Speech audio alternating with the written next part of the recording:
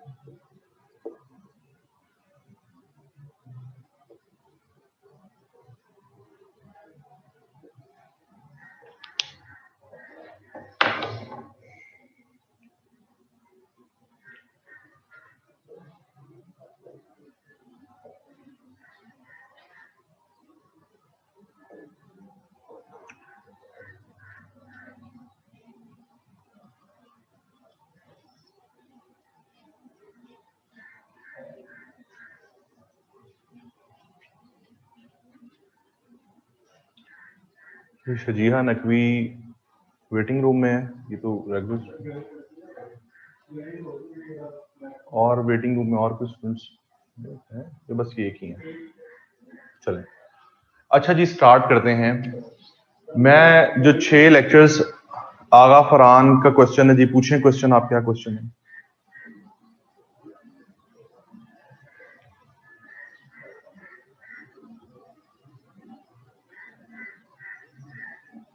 जी mic करें on करिए।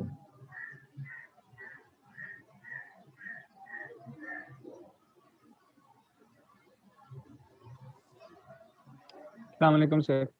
वालेकुम सलाम जी। सर असल में अब ये मेरा पर्सनल इशू है एसएस के साथ। मतलब मैंने जो सर सलमान काज़मी के 6 लेक्चर्स के बाद जो दरपे आए हैं, तो अगर वो मैं आपको बता दूं शायद उससे क्लैरिटी मिल जाए कि आप फिर आगे उसके ऊपर किस तरह फोकस करेंगे। क्योंकि मुझे सर असल में इशू ये है कि टाइप्स ऑफ एसेस तो मतलब लिस्ट डाउन हुए हुए हैं, लेकिन आइडेंटिफाई करना कि कौन सी क्या टाइप है, वो चीज जो है उसकी मेरे ख्याल से प्रैक्टिस की जरूरत होगी हमें। कि अच्छा ये आपको लिस्ट डाउन दी हुई है और आपने किस तरह से इंटरप्रेट करने। एक तो ये स्किल थोड़ी सी वीक है। दूसरा ये स्किल वीक है सर कि जो सब्जेक्ट मैटर है उसके अंदर से ये आइडेंटिफाई करना, उसको इंटरप्रेट करना कि अच्छा इसका किस हद तक स्टांस हो सकता है। क्योंकि हमेशा बाज़-औक़ात इस तरह से कुछ आर्गुमेंटेटिव एसेज हैं जिसके अंदर से आपको कंप्लीट आपने उसको डायरेक्ट रिस्पॉन्स नहीं देना होता कि अच्छा ये बिल्कुल आप हार्ड लाइन पे चले जाएंगे या सॉफ्ट लाइन स्टांसेस, क्योंकि आपके स्टांसेस भी एक स्पेक्ट्रम पे हो सकते हैं। उस चीज को इंटरप्रेट करना वो एक और इशू है। और तीसरा सर मुझे थीसिस स्टेटमेंट के अंदर पर्सनल इशू आ रहा है, क्योंकि अगर हर पैराग्राफ जो है जिसका आर्ग्यूमेंट बनना है वो फिर थीसिस स्टेटमेंट के साथ लिंक होना है, तो थीसिस स्टेटमेंट एक ऑल एनकंपासिंग सेंटेंस होगा, लेकिन वो थीसिस स्टेटमेंट लिखनी किस तरह से है और आर्ग्यूमेंट्स को लिंक किस तरह वापस करना है, ये कुछ स्किल्स हैं जो इशू है। और आर्ग्यूमेंट क्रिएशन भी एक इशू है। इसके अलावा अगर ये हो जाता तो फिर हमें मतलब कोई इतना खास नहीं, क्योंकि हमने बेसिक स्ट्रक्चर तो सर काज़मी ने समझा दिया हो। देखें, ये आप चीजें मुझे एड्रेस ना भी करते तो मुझे ये बिल्कुल अच्छे से पता है कि सब स्टूडेंट्स के यही मसाइल होते हैं। मैंने इन्हीं मसाइल को जो है वो सॉर्ट आउट करना है। मैं जो आपको पहले 2 लेक्चर्स दूंगा, मैं ये गारंटी करता हूं आपको, ये मैं श्योरिटी देता हूं आपको, ये मैं मेक श्योर करूंगा कि आपको दूसरे लेक्चर के एंड पे जब मैं स्ट्रक्चर खत्म करूंगा तो आपके माइंड में जितनी एम्बिग्विटीज हैं वो नहीं रहेंगी। इन 2 लेक्चर्स में आपके जो इंडिविजुअल कंसर्न्स हैं वो सब के सब एड्रेस हो जाएंगे। मैंने स्ट्रक्चर जो आपको पढ़ाना है उसके अंदर एक एक क्वेश्चन को एड्रेस करना है। आपके टाइप्स वाले क्वेश्चन को मैं यहां पर एड्रेस कर दूंगा, आपके थीसिस स्टेटमेंट वाले सवाल को और इंटरप्रिटेशन को मैं कल वाले लेक्चर में जब स्ट्रक्चर पढ़ाऊंगा, ऑफिशियली स्ट्रक्चर ऐसे का, उसके अंदर आपका वो एड्रेस हो जाएगा। और मैं जितने लेक्चर 6 के 6 दूंगा उसमें मैंने आपको सिखाना ही ये है कि टॉपिक को इंटरप्रेट कैसे करना है। तो आप लोगों को ये परेशान होने की जरूरत नहीं है। मैं जो आपको आज स्ट्रक्चर पढ़ाने जा रहा हूं, जब ये स्ट्रक्चर खत्म होगा तो आपको किसी किस्म की एम्बिग्युइटी नहीं रहेगी। अगर रहेगी तो हम आगे नहीं जाएंगे, उसका फायदा नहीं है। अगर उन एम्बिग्युइटीज के साथ मैं आगे पढ़ाता रहूं और आपको समझ ना आती रहे तो उसका फायदा क्या है? तो आप लोग तसल्ली रखें सब लोग, मैं एक एक चीज आपका एक एक पॉइंट क्लियर करके आगे बढ़ूंगा, अदरवाइज नहीं बढ़ूंगा। ठीक है, तो अब हम शुरू करते हैं।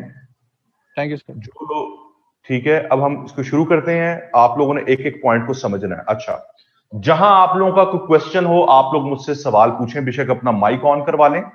बेहतर है कि माइक अपना ऑन करवाएं और मुझसे सवाल पूछें, ताकि आपका सवाल बाकी लोग भी सुने। ऐसे में दरअसल जो एम्बिग्युइटीज होती हैं वो हम सबकी तकरीबन एक जैसी एम्बिग्युइटीज होती हैं। तो माइक ऑन करवाएं और सबके सामने सवाल मुझसे पूछें, मैं उसको एड्रेस करूंगा। एक चीज का ख्याल रखना है, कुछ होता यह है कि जब मैं एसे का स्ट्रक्चर पढ़ा रहा होता हूं, क्योंकि मैंने उसके अंदर थॉरोली चीजों को डिस्कस करना होता है, तो स्टूडेंट मुझसे कुछ ऐसा सवाल पूछ लेते हैं जो आगे जाके मैंने चीज एड्रेस करनी होती है।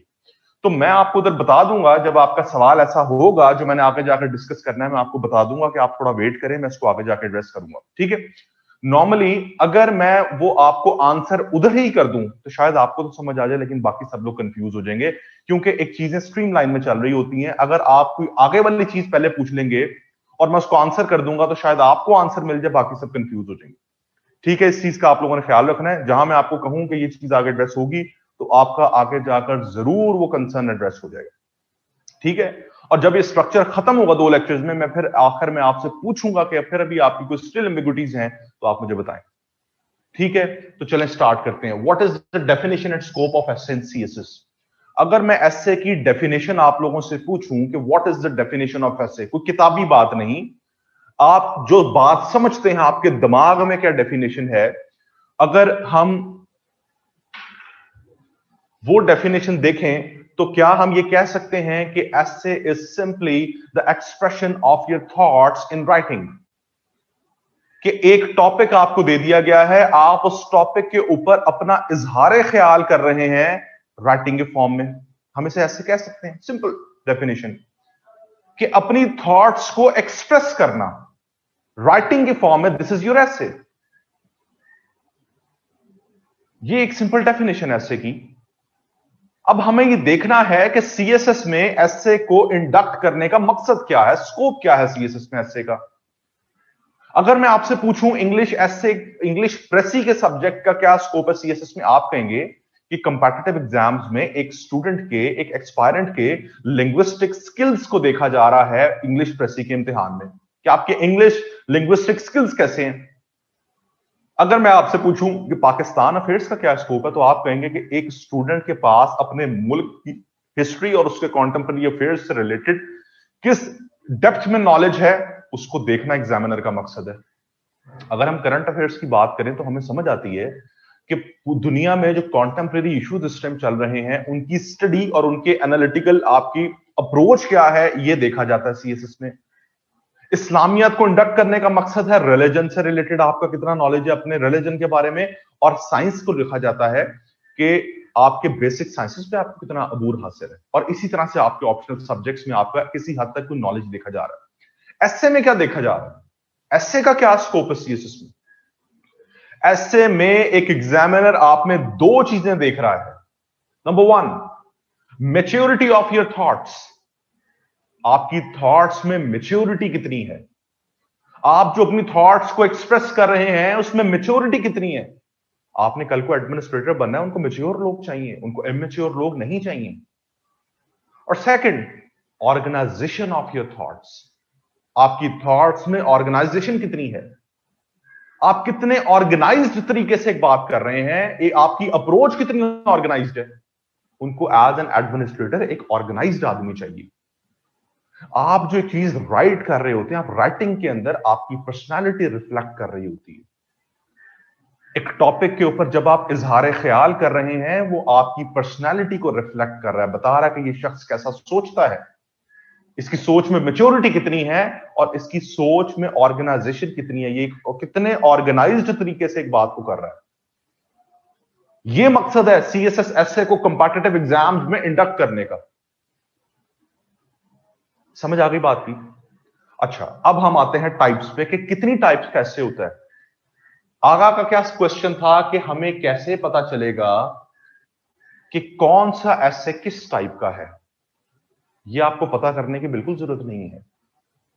एसे की टाइप्स आपको बेसिक लेवल पे पढ़ाई जाती हैं ताकि आपको एसे का एक कॉन्सेप्ट जो है वो बेहतर तरीके से समझ आ जाए। एसे की कोई भी टाइप ऐसे आ जाए उसका स्ट्रक्चर सेम है। तो इस बात से क्या फर्क पड़ता है कि एक्सपोजिटरी ऐसे आ गया, डिस्क्रिप्टिव ऐसे आ गया, नैरेटिव ऐसे आ गया, आर्गुमेंटेटिव ऐसे आ गया, स्ट्रक्चर तो सेम है। ऐसे की टाइप्स आपको बेसिक अंडरस्टैंडिंग के लिए पढ़ाई जाती है, उनकी मैनिफेस्टेशन है ही कोई नहीं। तो कोई किसी किस्म का भी टॉपिक आ जाए ऐसे के अंदर, उसका स्ट्रक्चर सेम है, चाहे वो आर्गुमेंटेटिव है, डिस्क्रिप्टिव है, एक्सपोजिटरी, उसका स्ट्रक्चर सेम है। तो आपको उस कंफ्यूज्ड होने की जरूरत नहीं है उस चीज के अंदर कि जी अब ये टॉपिक आ गया, पहले मैंने समझना है कि कौन सी टाइप है। समझना तो तब जरूरी हो कि अगर हर टाइप का अलग स्ट्रक्चर हो, तब हमारी अंडरस्टैंडिंग जरूरी है कि हमें समझना है कि एक ये टॉपिक आ गया तो उसकी ये टाइप बनती है और इस टाइप के लिहाज से इसके ऊपर ये स्ट्रक्चर अप्लाई होगा। जब स्ट्रक्चर ही ऐसे का यूनिवर्सल है तो हमें क्यों कंफ्यूज होना है कि कौन सी टाइप का ऐसे है या कौन सी टाइप का नहीं है। तो टाइप्स आपको सिर्फ ऐसे की बेसिक अंडरस्टैंडिंग के लिए पढ़ाई जाती हैं। अब मैं भी आपको यहां पे बेसिक अंडरस्टैंडिंग के लिए चीजें पढ़ाऊंगा, आपने उसमें कंफ्यूज नहीं होना। फिर भी कंफ्यूजन हो तो मुझसे पूछ लेना आपने, लेकिन स्ट्रक्चर सेम है। जी आगा, यहां पे सवाल एड्रेस हुआ आपका जो आप पूछ रहे थे मुझसे।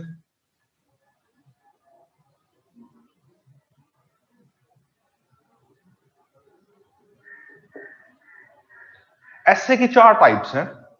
नंबर 1 एक्सपोजिटरी ऐसे, नंबर 2 डिस्क्रिप्टिव ऐसे, नंबर 3 आर्गुमेंटेटिव ऐसे, नंबर 4 नैरेटिव ऐसे। बात शुरू करते हैं एक्सपोजिटरी ऐसे से। What is meant by expository ऐसे। एक्सपोजिटरी का वर्ड ड्राइव हुआ है एक्सपोजिशन से, एक्सपोजिशन, और एक्सपोजिशन का वर्ड ड्राइव हुआ है टू एक्सपोज से, एक्सपोज। एक्सपोज का मतलब क्या होता है? किसी चीज को खोलना, किसी चीज को ओपन करना, किसी चीज को एक्सप्लोर करना, यही होता है ना। एक्सपोजिटरी टॉपिक जो होता है ना, कोई ऐसे का टॉपिक हो, अगर हमने देखना हो कि एक्सपोजिटरी टॉपिक कैसे है तो उसकी दो निशानियां होती हैं। नंबर 1, हमेशा उस टॉपिक के अंदर कोई इशू हाईलाइट हो रहा होगा, हमेशा कोई इशू हाईलाइट हो रहा होगा। तो एक्सपोजिटरी ऐसे हमेशा इशू बेस्ड टॉपिक होता है।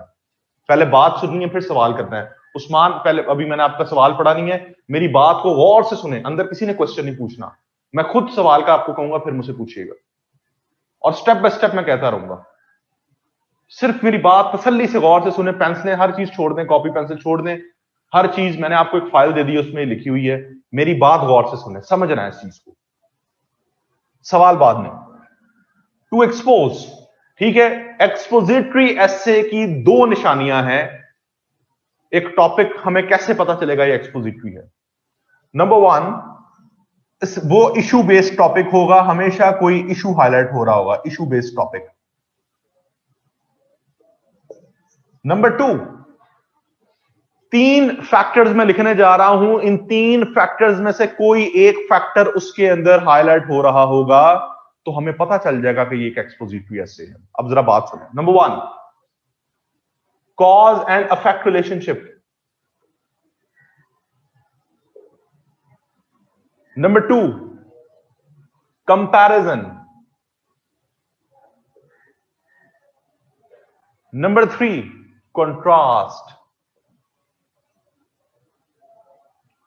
कोई भी ऐसे का टॉपिक, उसमें इशू हाईलाइट हो रहा है या और इशू हाईलाइट होने के साथ इन 3 फैक्टर्स में से कोई एक फैक्टर हाईलाइट हो रहा होगा, या कॉज एंड इफेक्ट रिलेशनशिप होगा, या कंपैरिजन होगा, या कंट्रास्ट होगा। अब मैं एक एक करके आपको एग्जांपल्स दूंगा तो आपको समझ आ जाएगी। मैं यहां पर एक टॉपिक लिखता हूं,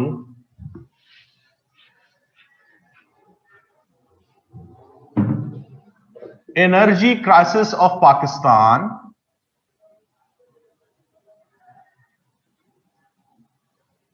कॉजेज एंड इम्प्लीकेशंस।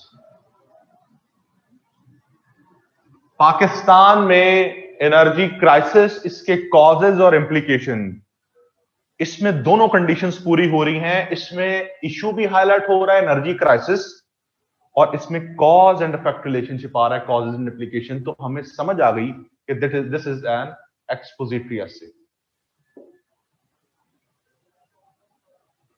इतनी बात समझ आई? आगे भी एग्जांपल देता हूं, कंपैरिजन कंट्रास्ट की भी देता हूं। यहां समझ आई बात की, इशू हाईलाइट हो रहा है, इशू के साथ कॉजेज एंड इम्प्लीकेशंस आ रही हैं।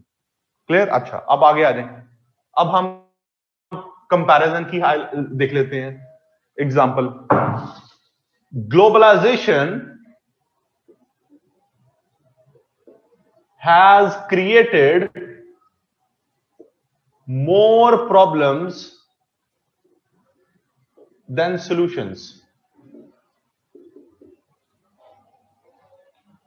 ग्लोबलाइजेशन ने मसाइल ज्यादा खड़े किए हैं सॉल्यूशन की निस्बत। एक इशू हाईलाइट हो रहा है कि ग्लोबलाइजेशन ने मसाइल खड़े किए हैं। इशू है ना, issue based topic.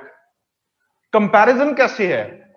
More problems than solutions, comparison between problems and solutions. कि दुनिया में ग्लोबलाइजेशन ने क्या मसाइल खड़े किए हैं और दुनिया को फैसिलिटेट कैसे किया है, इसका कंपैरिजन।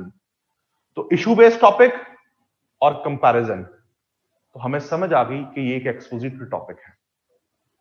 एक और मिसाल देख लें। Global warming a myth or a reality. Global warming एक मसला है, क्लाइमेट चेंज एक मसला है, issue based topic. A myth or a reality, myth है या रियलिटी है, कंट्रास्ट। तो हमें समझ आ गई, हमें पहचान हो गई कि ये जो टॉपिक है ये एक एक्सपोजिटरी टॉपिक है। दो निशानियां, एक इशू बेस्ड टॉपिक होगा हमेशा, और दूसरा उसमें कंपैरिजन, कंट्रास्ट या कॉज एंड इफेक्ट रिलेशनशिप पूछा जा रहा होगा। यहां तक मेरी बात समझ नहीं आई तो पूछें जी। ऐसे की पहली टाइप में किसी किस्म का कोई मसला, एक्सपोजिटरी ऐसे। क्वेश्चन ऊपर करें जी, जो क्वेश्चन था स्टूडेंट का एक।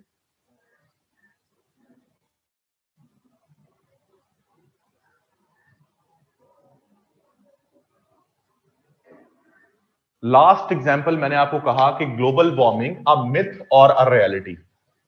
कंट्रास्ट किसको कहते हैं? दो चीजें जो ऑपोजिट हों। इशू हाईलाइट हो रहा है, ग्लोबल वार्मिंग हो रहा है ना। तीसरी मैंने आपको पॉइंट बताया था, contrast, a myth or a reality. Global warming myth है या रियलिटी है? मिथ और रियलिटी में कंट्रास्ट आ गया ना। बात समझ आ गई?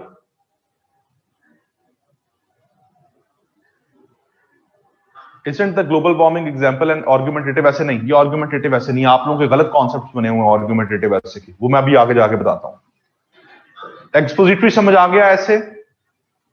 एक्सपोजिटरी ऐसे समझ आ गया? मैंने आपको फिर बताया कि ये सिर्फ बेसिक अंडरस्टैंडिंग के लिए समझना टाइप्स को, इसमें कंफ्यूज नहीं होना, इसको सर पे सवार नहीं करना कि जी एक टॉपिक सीएसएस में आ गया अब इसको पहले सोचने बैठ जाए। एक्सपोजिटरी है, डिस्क्रिप्टिव है, आर्गुमेंटेटिव है, जो भी है स्ट्रक्चर सेम है जो मैं आगे जाके पढ़ाऊंगा। क्लियर? अच्छा, अब आ जाए डिस्क्रिप्टिव एसे पे। सेकंड टाइप है डिस्क्रिप्टिव एसे।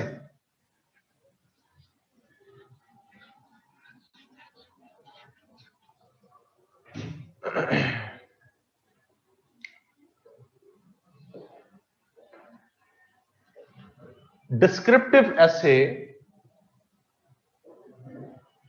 डिस्क्रिप्टिव का वर्ड निकला है डिस्क्रिप्शन से। डिस्क्रिप्शन, और डिस्क्रिप्शन का वर्ड ड्राइव हुआ है टू डिस्क्राइब से। डिस्क्राइब का मतलब क्या होता है? किसी चीज की वजाहत करना, किसी चीज को एक्सप्लेन करना। डिस्क्रिप्टिव और एक्सपोजिटरी एसे की सेम नेचर है। ये दोनों इशू बेस्ड टॉपिक्स होते हैं, ये दोनों इशू बेस्ड टॉपिक्स होते हैं। तो क्या है? इशू बेस्ड टॉपिक होगा ये भी। फर्क कहां आएगा फिर? फर्क क्या है एक्सपोजिटरी और डिस्क्रिप्टिव में? एक्सपोजिटरी के अंदर cause and effect relationship, contrast या कंपैरिजन भी आ रहा होगा साथ, इन तीनों में से कुछ चीजें आ रही होगी। अगर एक टॉपिक इशू बेस्ड टॉपिक है लेकिन उसमें cause and effect relationship, contrast, comparison नहीं आ रहा, वो एक जनरल टॉपिक है लेकिन इशू बेस्ड टॉपिक है, तो वो डिस्क्रिप्टिव एसे है। डिस्क्रिप्टिव एसे की नेचर जनरल है। एक्सपोजिटरी एसे थोड़ा स्पेसिफिक हो जाता है, जहां पर इशू बेस्ड टॉपिक तो है, साथ उसके अंदर कंपैरिजन, कंट्रास्ट या कॉज एंड इफेक्ट रिलेशनशिप में से कोई चीज आ रही है, तो वो एक्सपोजिटरी एसे होगा। लेकिन एक टॉपिक जो ये इशू बेस्ड टॉपिक तो हो लेकिन उसके अंदर ये तीन चीजों में से कोई चीज भी ना आ रही हो, वो एक जनरल टॉपिक हो, तो वो एक डिस्क्रिप्टिव एसे है। दैट्स इट, ये फर्क है। मिसाल सुने, 2019 में एक ऐसे आया, new Wars lie in economic fronts। क्या मतलब है कि आज की जो मॉडर्न वॉर्स हैं, आज के दौर की जो जंगें हैं, वो इकोनॉमिक फ्रंट्स पे लड़ी जा रही हैं। आज की जंगों के इकोनॉमिक मोटिव्स हैं। इशू का हाईलाइट हो रहा है, जंगों की बात हो रही है, जंग एक इशू है, क्राइसिस है। वो कहते हैं आज की जंगों के पीछे इकोनॉमिक मोटिव्स हैं। इशू तो हाईलाइट हो रहा है, लेकिन क्या कोई कॉज एंड इफेक्ट रिलेशनशिप आ रहा है? क्या कंट्रास्ट आ रहा है? क्या कहीं कंपैरिजन आ रहा है? नहीं आ रहा। एक जनरल टॉपिक है लेकिन इशू हाईलाइट हो रहा है, दैट विल बी डिस्क्रिप्टिव एसे। आप क्या करेंगे? सबसे पहले आप बताएंगे, डिस्क्राइब करेंगे कि आज की जो मॉडर्न वॉर्स हैं वो इकोनॉमिक जोन्स में कैसे लड़ी जा रही हैं, उनके इकोनॉमिक मोटिव्स कैसे हैं। आप ये चीज एक्सप्लेन करेंगे। फिर आप बताएंगे उन जंगों के इंपैक्ट्स क्या हैं और उनको हम रोक कैसे सकते हैं। पूरे ऐसे में आप इन चीजों को डिस्कस करेंगे, डिस्क्राइब करेंगे आप एक इशू को, वजाहत करेंगे आप उस इशू को। तो डिस्क्रिप्टिव और एक्सपोजिटरी ऐसे में आपको फर्क समझ आया? क्या फर्क है?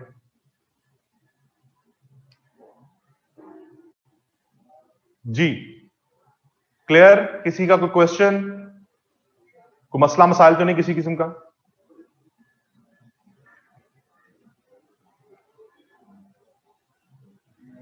अच्छा, हमेशा याद रखें कि सीएसएस के अंदर आपको सजेस्ट किया जाता है, आपको रिकमेंड किया जाता है कि आप हमेशा इशू बेस्ड टॉपिक को सॉल्व करें। एक्सपोजिटरी या डिस्क्रिप्टिव ऐसे को आप जो है वो अटेम्प्ट करें। इसकी वजह पता क्या है? इसकी वजह यह है कि ये इसमें रिस्क का एलिमेंट कम है, इसमें नंबर जो है वो तो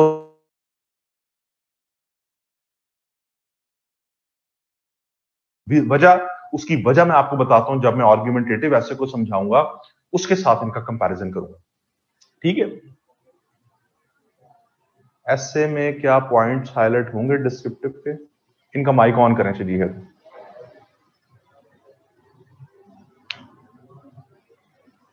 जी ना, आप बिल्कुल ऐसे ही है। डिस्क्रिप्टिव में आपका एक नैरेटिव है, एक्सपोजिटरी में आपके दो नैरेटिव्स हैं, बिल्कुल सही है। सेकंड पे जी, सेकंड पे नाम है इनका शजीहा नकवी। जी जी जी, आप पूछें क्वेश्चन, क्या आप पूछना चाह रही हैं? मुझे समझ नहीं आया क्वेश्चन आपका। अस्सलाम वालेकुम सर। वालेकुम सलाम जी।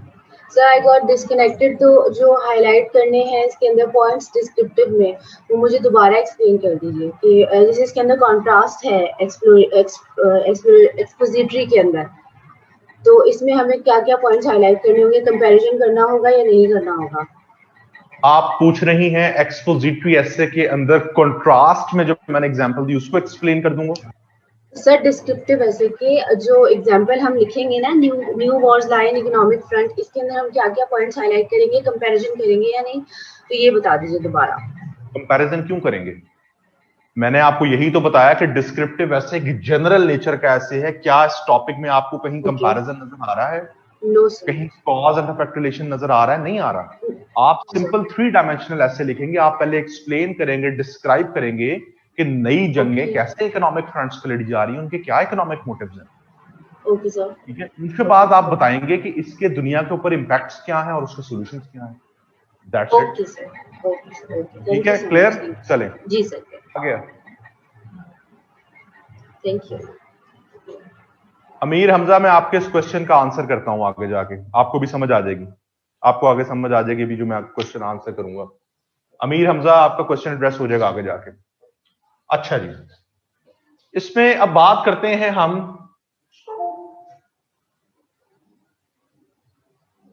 कैमरा इशू है। अगला टॉपिक है आर्गुमेंटेटिव एसे। अब जरा बात को गौर से सुनना है। आपके माइंड के अंदर कंफ्यूजन पता क्या है आर्गुमेंटेटिव एसे को लेके? आपके माइंड में कंफ्यूजन ये होती है कि जो टॉपिक सवालिया निशान आ जाए, जिस टॉपिक के सामने सवाल पूछा जा रहा हो, वो आर्गुमेंटेटिव एसे होता है। Global warming a myth or a reality question mark. आप समझते हैं कि ये आर्गुमेंटेटिव एसे है क्योंकि इसमें हमने एक आर्गुमेंट लेना है कि ये मिथ है, रियलिटी है। ये बहुत गलत कॉन्सेप्ट है आप लोगों का। आर्गुमेंटेटिव एसे का कॉन्सेप्ट जरा समझना है, उसको गौर से सुनना है, मेरी तसल्ली से जरा सुनना है। अंदर सवाल नहीं पूछना, मैं बाद में लूंगा सवाल। आर्गुमेंटेटिव का वर्ड निकला है आर्गुमेंटेशन से। आर्गुमेंटेशन कहते हैं बहस को। आर्गुमेंटेशन का वर्ड ड्राइव हुआ है टू आर्ग्यू से। टू आर्ग्यू कहते हैं बहस करने को। आप एक टॉक शो देखते हैं, लेट सपोज एक इस्लाम के रिलीजन के टॉपिक के ऊपर आज एक टॉक शो है, किसी चैनल पे, जियो पे लगना है। उस टॉक शो के अंदर एक गेस्ट बैठा होगा, सॉरी एक होस्ट बैठा होगा, और उसने 4 गेस्ट बुलाए होंगे। वो 4 गेस्ट कौन होंगे? वो आलिम दीन होंगे। क्यों? क्योंकि उनका एक sound diversified in depth knowledge है रिलीजन को लेके। कोई मेरे आप जैसा शख्स उधर जाके बैठकर उस टॉक शो में बात नहीं कर सकता क्योंकि हमारा कंप्रिहेंसिव शायद नॉलेज ना हो। उस टॉक शो में रिलीजन के टॉपिक पे वही लोग बात कर सकते हैं जिनका इन डेप्थ नॉलेज है। ऐसे ही है। क्यों इन डेप्थ नॉलेज? किस बेस पे? क्योंकि उनका बैकग्राउंड नॉलेज बना हुआ है। उस बेस के ऊपर वो बहस करेंगे एक दूसरे के साथ, आर्ग्यूमेंट करेंगे, उनकी आर्ग्यूमेंटेशन होगी। हमेशा याद रखें, ये मिसाल थी, हमेशा याद रखें, आर्ग्यूमेंट जब भी आप करते हैं, बहस जब आप 2 से 4 लोग बैठकर किसी टॉपिक पे बहस करते हैं, वो बहस तब होती है जब आपके पास एक बैकग्राउंड, साउंड बैकग्राउंड नॉलेज होता है। इसी तरह से जो आर्ग्यूमेंटेटिव ऐसे होता है, उस आर्ग्यूमेंटेटिव ऐसे को अटेम्प्ट करने के लिए आपको डाइवर्सिफाइड किस्म का साउंड नॉलेज होना बहुत जरूरी है। वो नॉलेज किस किस्म का हो सकता है? आपके पास आर्ग्यूमेंटेटिव ऐसे अटेम्प्ट करने के लिए डाइवर्सिफाइड और साउंड नॉलेज किस किस्म का होना चाहिए? Literary knowledge, philosophical knowledge, theoretical knowledge, historical knowledge.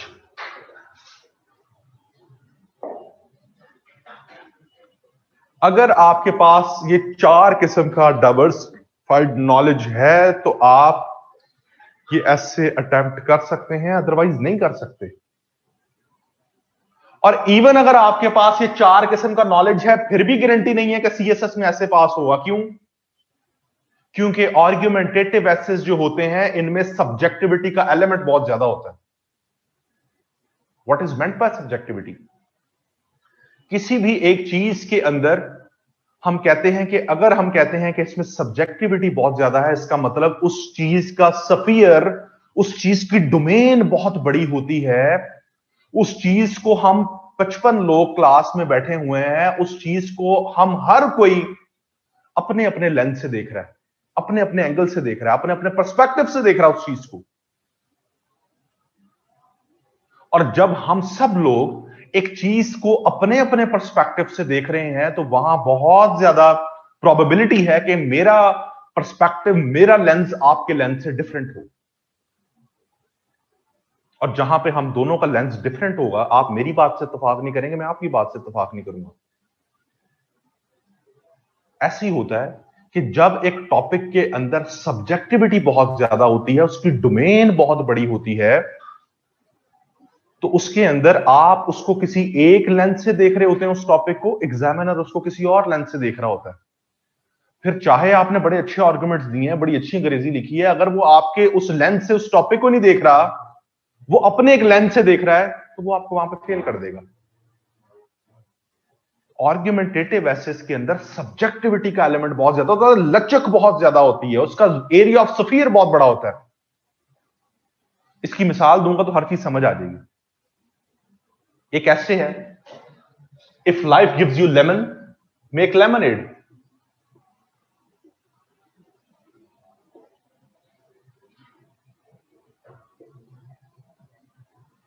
क्या मतलब है इस ऐसे का?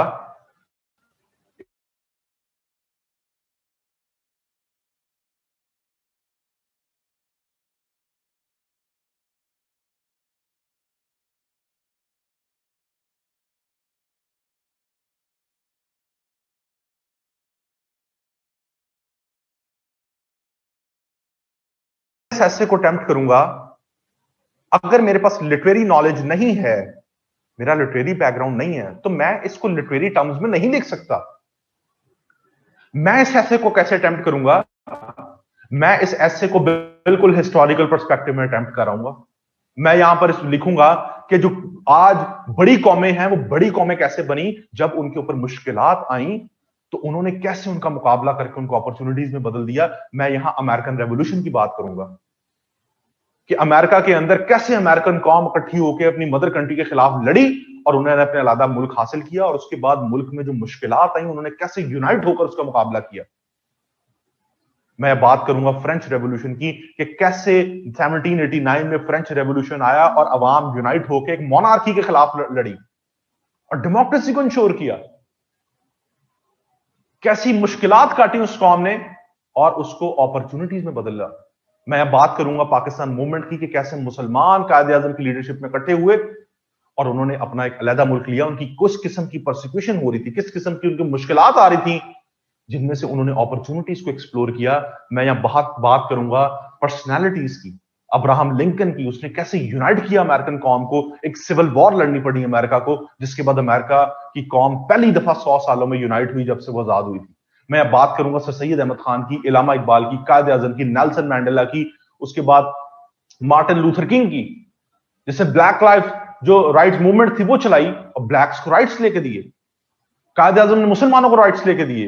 इलामा इकबाल, सर सैयद अहमद खान ने टू नेशन थ्योरी की बुनियाद रख के एक अलग कौम का नजरिया दिया। मैं इन लोगों की एग्जांपल्स देते हुए इस पूरे ऐसे को अटेम्प्ट करूंगा, लेकिन मुझे श्योरिटी नहीं है कि एग्जामिनर शायद इसको इस पॉइंट ऑफ व्यू से देख रहा हो। एग्जामिनर शायद इसको टोटली लिटरेरी या फिलोसॉफिकल टर्म्स में इस ऐसे को देख रहा हो। वो कहे ये इसने क्या लिख दिया है, मैं तो इस ऐसे को बिल्कुल लिटरेरी या फिलोसॉफिकल टर्म्स में देख रहा हूं। इसका मतलब क्या था? इसका मतलब यह था इस टॉपिक का एरिया ऑफ स्फीयर बहुत ज्यादा था, इसको हर कोई अपने लेंस से देख सकता है। इसका मतलब कि यहां रिस्क आ गया।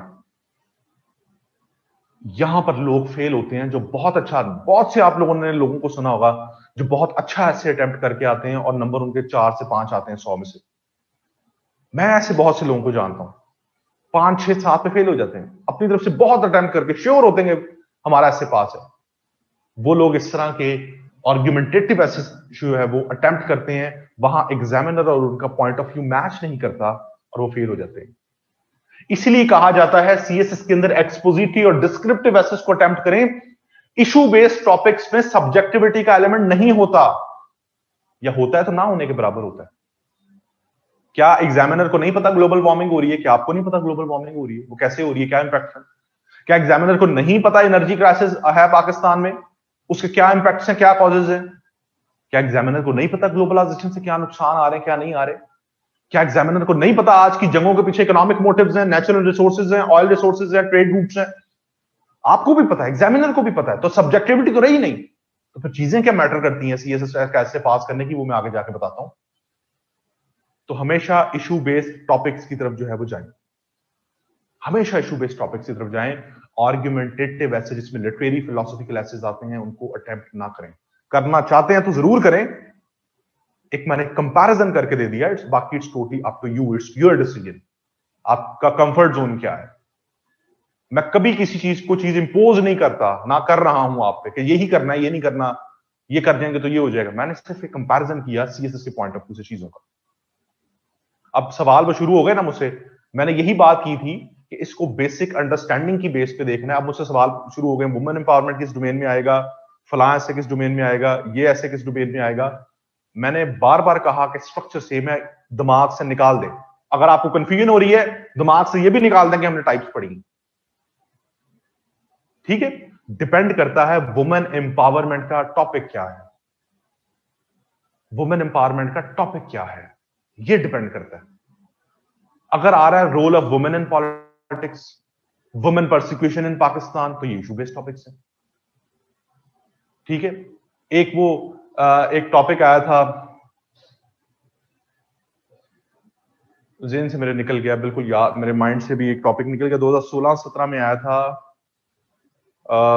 वो एक्सपोजिट, वो था आर्गुमेंटेटिव ऐसे था। अब वो मुझे उसकी स्टेट, हाँ ये वाला, quality the name of women, हाँ the name is women, quality the name is women. अब ये आर्गुमेंटेटिव ऐसे है, ये आर्गुमेंटेटिव ऐसे है। अगर मैं कहूं कि gender equality is a myth, ये अब आपका क्या है, ये डिस्क्रिप्टिव ऐसे है। जेंडर इक्वालिटी या जेंडर इनइक्वालिटी एक मसला है, एक इशू है, आपने बताना है मिथ है या रियलिटी है। अगर वो पूछता है gender equality a myth or a reality, तो एक्सपोजिटरी है।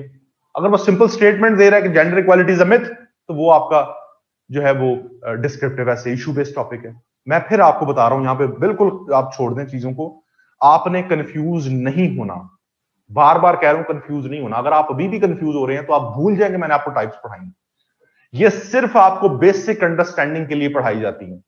इसकी मैनिफेस्टेशन कोई नहीं है, जीरो मैनिफेस्टेशन।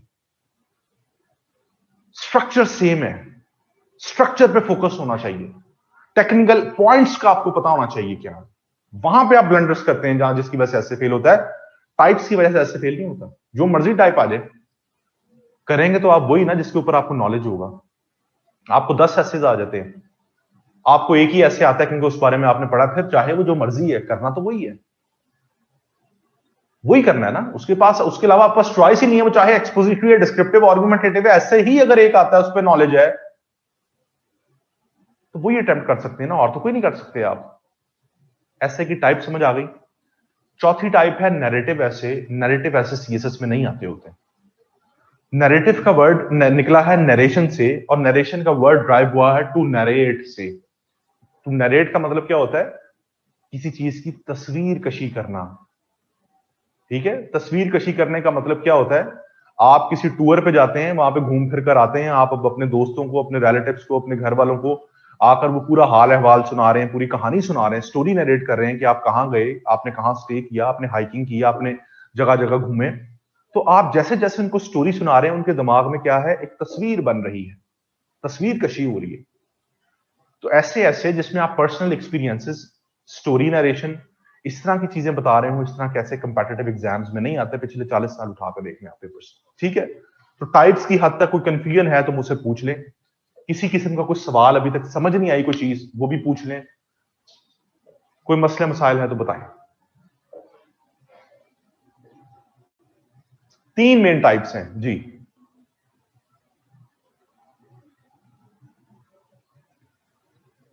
दाऊद को करें जी, इनका क्वेश्चन है।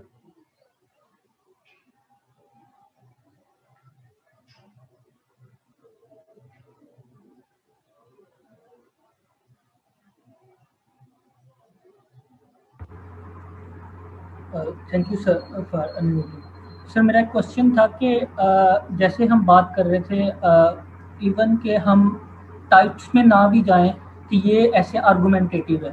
फॉर एग्जांपल यही ऐसे आ जाता है कि if life gives you lemon make lemonade. अगर हम उसकी ये 4 डोमेन्स जो आपने हमें बताई है नॉलेज की लिख देते हैं, फॉर एग्जांपल हम उसको लिटरेरी एस्पेक्ट्स पे भी लिखते हैं, उसको हम फिलोसॉफिकल भी लिखते हैं, और हिस्ट्री में हम उसका पॉलिटिकल या इकोनॉमिक एस्पेक्ट्स भी लिख देते हैं। ठीक है, हिस्ट्री को लेके चले तो फिर क्या ये एक वैलिड ऐसे होगा विदाउट गोइंग इनटू डेप्थ, मतलब कि अगर ये रिस्की तो नहीं इधर होगा इस डोमेन्स में हम, मतलब इसमें फिर ये होगा कि हम शॉर्ट करके लिखेंगे उसको, फिर टू दी पॉइंट और प्रिसाइज होकर लिखेंगे, क्योंकि डेप्थ ऑफ नॉलेज ज़्यादा होगी तो हमें कम जगह पे, क्योंकि हमारे पास लिमिट तो 2500 वर्ड्स हैं, 25 पैराग्राफ इन शॉर्ट। ठीक है, उसी में हमें इसको लिखते हैं, तो प्लीज इस पे थोड़ा सा एक्सप्लेन कर दें। ऐसे में फेलियर की सबसे बड़ी रीजन ये होती है कि आपके पास जितना नॉलेज होता है, आप सारे का सारा कोशिश करते हैं ऐसे में डाल दिया जाए। वही बात कर रहे हैं ना आप, कि कैसे है, हम उसमें हिस्टोरिकल नॉलेज है वो भी डाल दें, लिटरेरी भी डाल दें, फिलोसॉफिकल भी डाल दें, और थ्योरेटिकल भी डाल दें। आज आप ये डाल के देखें, आपको खुद लगेगा कि ये क्या खिचड़ी सी बन गई है ऐसे में। एक पॉलिटिकल पॉइंट आ रहा है, एक इकोनॉमिक पॉइंट आ रहा है, एक लिटरेरी आ रहा है, एक थ्योरेटिकल आ रहा है, एक फिलोसॉफिकल आ रहा है, आपको समझ ही नहीं आएगा ये ऐसे है या क्या है। हमेशा ऐसे को स्पेसिफिक डोमेन्स में लिखा जाता है। आप एक डोमेन उठाते हैं और उसके ऊपर ऐसे को लिखते हैं। जब आप मिक्सअप कर देते हैं ना, इस चीज से बचने के लिए कि चलो तुक्का ही सही, कोई तो एक पसंद आएगा एग्जामिनर को, उसको कोई भी पसंद नहीं आता। आप खुद देखें, लिख के आपको समझ नहीं आएगी कि आपने ऐसे में लिखा क्या है, इतनी सारी चीजें मिक्स कर दी हैं, आपके ऐसे में क्लैरिटी नहीं होगी। हमेशा ऐसे को एक डोमेन में लिखा जाता है, या लिटरेरी या फिलोसॉफिकल या थ्योरेटिकल या आपके जो वो है फिलोसॉफिकल। ठीक है, तो ये आप इस तरह अगर आप मिक्सअप चीजों को कर रहेंगे तो उसका फायदा नहीं होगा। चारों डोमेन्स पे आप लिखाएंगे तो वो आप खुद आज लिख के देखें। मैं आपको पता, बात सुनने से शायद उतना असर नहीं होता, आप उसे लिख के देखें, आपको खुद समझ आ जाएगी। तो मेरा पॉइंट ये था कि जैसे हम इंट्रोडक्टरी पैराग्राफ को हम एज एक एब्स्ट्रैक्ट भी लेते हैं कि ये जो एब्स्ट्रैक्ट होगा पूरा ऐसे का, और हम एब्स्ट्रैक्ट में ये डायमेंशंस मेंशन कर देंगे जब हम उसकी थीसिस स्टेटमेंट की एक्सप्लेनेशन करेंगे कि जी इसकी ये डोमेन्स हैं और इसी डोमेन्स में मैं लिखूंगा। जब डोमेन्स हमने डिफाइन ही, समझ गया हूं मैं। आप कह रहे हैं कि आप इंट्रोडक्शन में उसको इंट्रोड्यूस कर देंगे, वो जो चीज इंट्रोडक्शन में आप इंट्रोड्यूस कर रहे हैं उसको फिर आगे एक्सप्लेन भी तो करना है ना, या बस इंट्रोड्यूस करके उधर ही छोड़ देना है। आपका इंट्रोडक्शन,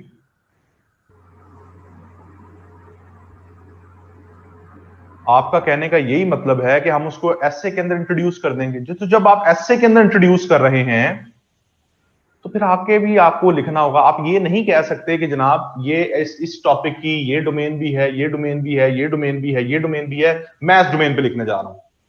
ये नहीं कर सकते आप। अगर आप एसे के अंदर ये पॉइंट आउट कर रहे हैं कि इस एसे की ये भी डोमेन है, ये भी डोमेन है, ये भी है, ये भी है, फिर सबको डोमेन को एक्सप्लेन करना होगा। एग्जामिनर को उससे लेना देना नहीं है कि आपको पता है कि इसकी ये भी डोमेन है, ये भी है, ये भी है, ये भी है, और आप इसमें से लिख रहे हैं। वो आपके आर्ग्यूमेंट्स देख रहा है कि जो आप इस पे आर्ग्यूमेंट्स दे रहे हैं, शायद उनसे इत्तेफाक ना करे। उसको आर्ग्यूमेंट से लेना देना है, उसको डोमेन से लेना देना नहीं है। आप उसे बता देते हैं कि जनाब ये 4 डोमेन्स का मुझे पता है, ये ऐसे कि ये 4 डोमेन्स हैं, लेकिन मैं इस डोमेन पे लिखने जा रहा हूं। आपने लिख दिया, वो आपके ये आर्ग्यूमेंट्स पढ़ रहा है, वो इनसे इत्तेफाक नहीं करता। वो कहता है नहीं, इसको तो इस डोमेन में होना चाहिए था, या मैं तो इसको इस डोमेन में देख रहा हूं। फिर क्या करेंगे? आ गया ना मसला? Yes sir. चलें, और कोई क्वेश्चन?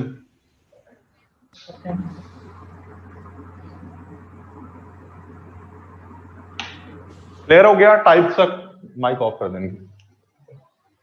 टाइप्स क्लियर है? टाइप्स में कोई क्वेश्चन किसी किस्म का?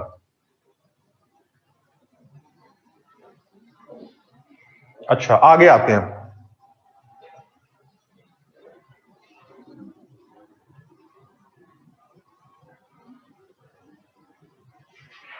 अमीर हमजा, मैंने आपको बताया कि ये आर्ग्यूमेंटेटिव ऐसे है।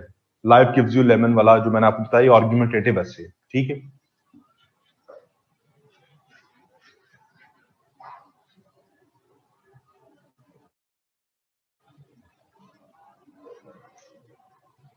अब हम बात करते हैं ऐसे के टेक्निकल पॉइंट्स पे जहां आप लोग ऐसे फेल करते हैं। ठीक है, 2 टेक्निकल पॉइंट्स पे मैं आपसे बात करूंगा, गौर से सुनना है, तसल्ली से। फिर सवाल पूछना, सवाल नहीं अभी पूछना। पहला technical aspect, technical aspects of ऐसे, यहां आप लोग ऐसे फेल करते हैं। मैं बार बार कह रहा हूं,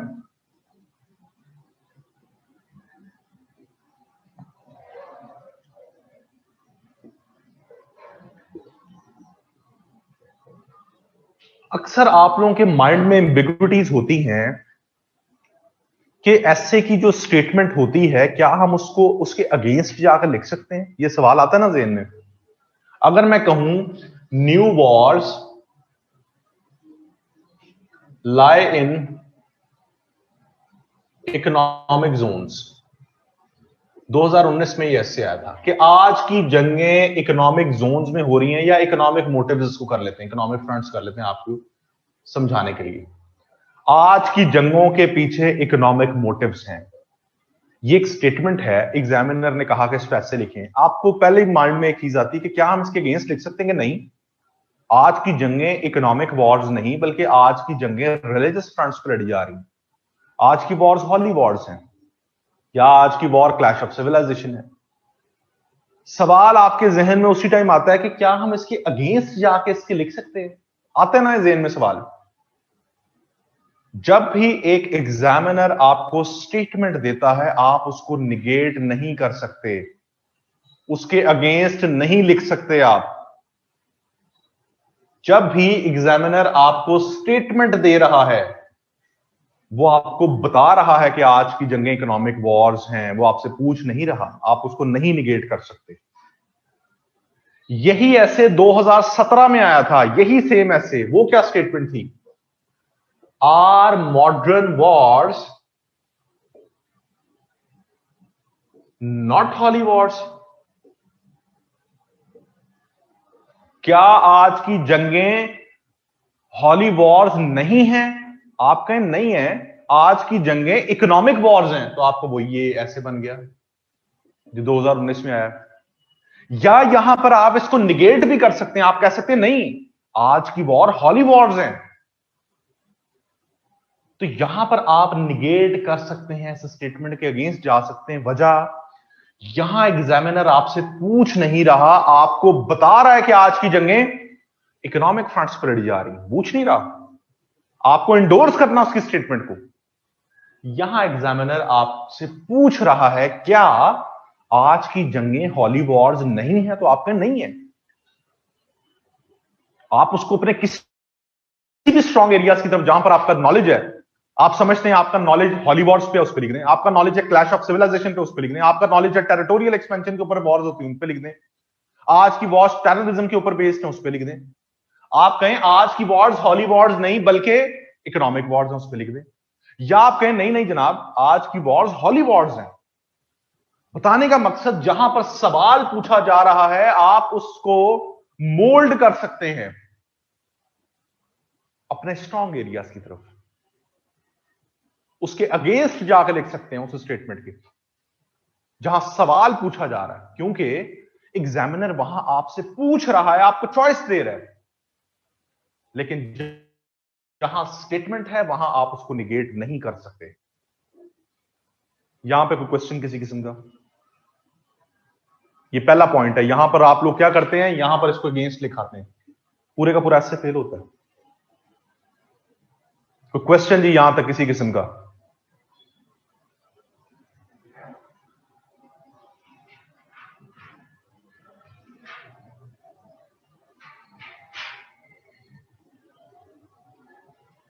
बाकी लोग सो रहे हैं, मैं आपसे पूछ रहा हूं किसी किस्म का क्वेश्चन?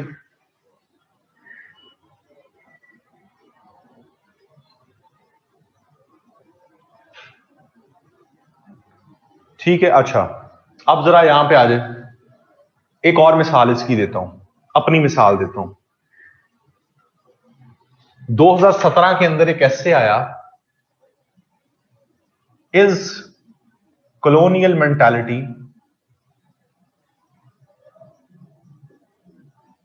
impeding Pakistan's growth? मैंने 2017 में अटेम्प्ट दी सीएसएस की, मुझे कुछ नहीं आता था सीएसएस में, 1 महीना पढ़ के अटेम्प्ट दे दी। नायाब, मैं इस पे आता हूं। क्वेश्चन मैंने अभी, मैं लेता हूं क्वेश्चन, जरा पहले मेरी बात ही सुने। 2017 में जब मैंने अटेम्प्ट दी, मुझे कुछ नहीं आता था, कुछ नहीं पता था सीएसएस क्या होता है। ऐसे का पेपर आया तो मुझे कोई भी ऐसे नहीं आता था।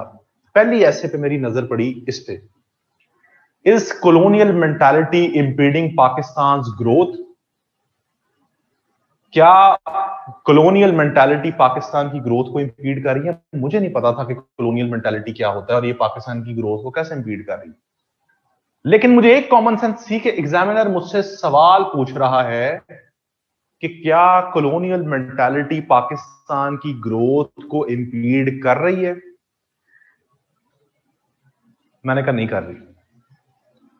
मैंने कहा it is not the colonial mentality that is impeding Pakistan growth, sorry, it is not the colonial mentality, but the crisis of governance that is impeding the country's growth. मैंने कहा ये कॉलोनियल मेंटालिटी नहीं, बल्कि पाकिस्तान में गुड गवर्नेंस का crisis है, bad governance का crisis है, जो पाकिस्तान में ग्रोथ को इंपीड कर रहा है। ये कॉलोनियल मेंटालिटी नहीं है, ये गवर्नेंस का क्राइसिस है जो इंपीड कर रहा है। और फिर मैंने पूरे का पूरा ऐसे में जस्टिफाई किया कि कैसे कॉलोनियल मेंटालिटी नहीं, गवर्नेंस जो है वो इंपीड कर रही है पाकिस्तान की ग्रोथ को। उसमें मेरे 42 मार्क्स थे, मेरा ऐसे पास था वो।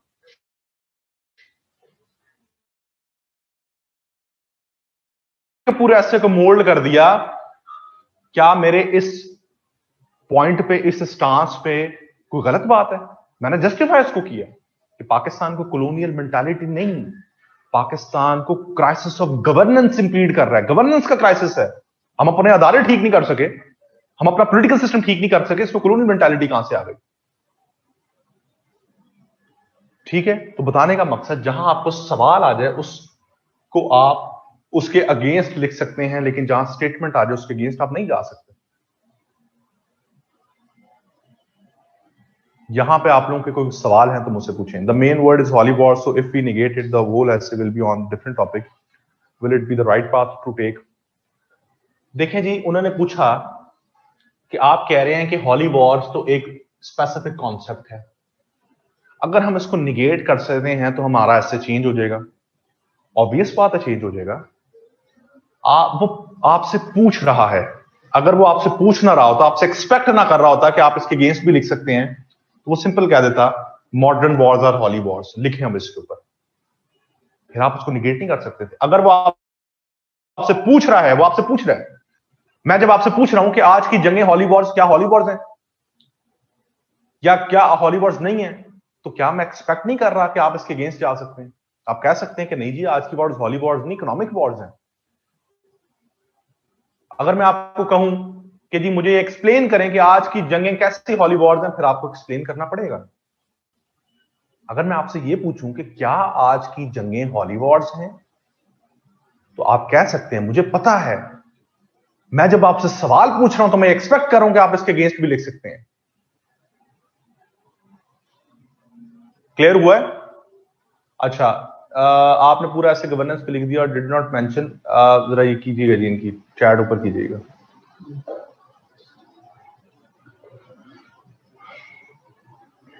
मैं क्वेश्चन लेता हूं आगे आपका। सर आपने पूरा ऐसे गवर्नेंस पे लिख दिया, did not mention what colonial mentality is. नहीं, मैंने कॉलोनियल मेंटालिटी का ये बात नहीं कि मैं जीरो था, मुझे कुछ भी नहीं पता था, ये तो मुझे पता था, लेकिन मैं पूरा ऐसे नहीं लिखने, मैं इस काबिल नहीं था कि मैं पूरा ऐसे लिख सकता कॉलोनियल मेंटालिटी पे।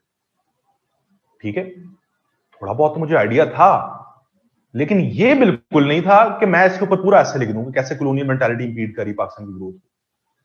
तो मैंने ये बताया कि कॉलोनियल मेंटालिटी क्या होती है और कॉलोनियल मेंटालिटी की जगह क्राइसिस ऑफ गवर्नेंस कैसे इंपीड कर।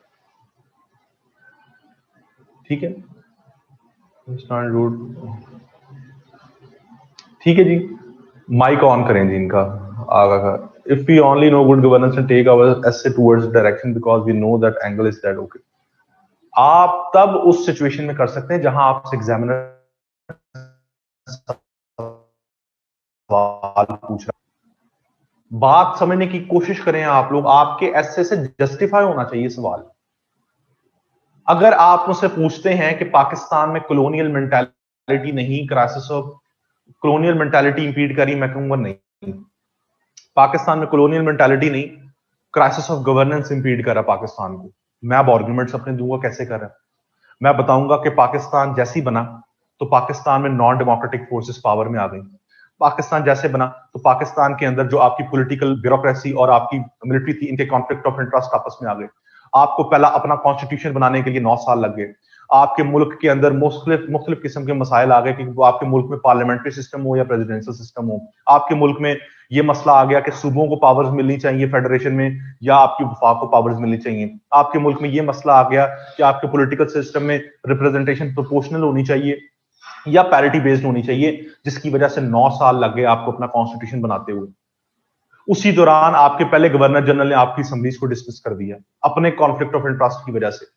फिर आपके मुल्क में मार्शल लॉ लग गया, मार्शल लॉ के बाद जब आपके पॉलिटिकल एलीट ऊपर आई तो पॉलिटिकल एलीट ने अपने इंटरेस्ट को सामने रखा है। पूरी आप पाकिस्तान की हिस्ट्री उठा के देख लें, यही कुछ तो होता है। इसमें कॉलोनियल मेंटालिटी कहां से आ गई? कॉलोनियलिज्म ने तो आपको रेलवे सिस्टम दिया, आपको वाटर इंफ्रास्ट्रक्चर दिया, एग्रीकल्चर सिस्टम आपको लाकर दिया। आपके मुल्क में अभी तक जितनी तरक्की हुई है वो सारी गोरों के दौर में की हुई है। तो फिर कॉलोनियल मेंटालिटी ने इंपीड कैसे किया पाकिस्तान की गवर्नेंस को? इंपीड तो आपके अपने लोगों ने किया। ये पॉइंट्स जस्टिफाइड हैं, है ना? ये मैं एविडेंस बेस्ड बात कर रहा हूं। आप पाकिस्तान की हिस्ट्री पढ़ी होगी आप लोगों ने, पोस्ट पार्टीशन, वो सारी हिस्ट्री आप उठा कर देखने क्या है, जस्टिफाइड नहीं है पॉइंट्स।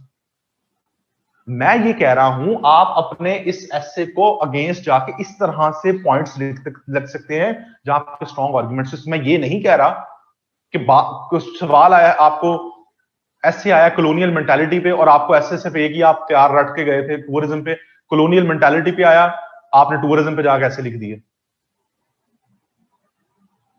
ये बात नहीं है। मैं सिर्फ ये कह रहा हूं कि आपका जो एक इशू है, आप उससे डिविएट होकर अगर सवाल पूछा जा रहा है, आप वहां पर स्ट्रॉन्ग आर्ग्यूमेंट्स दें कि जी ये मसला है पाकिस्तान का।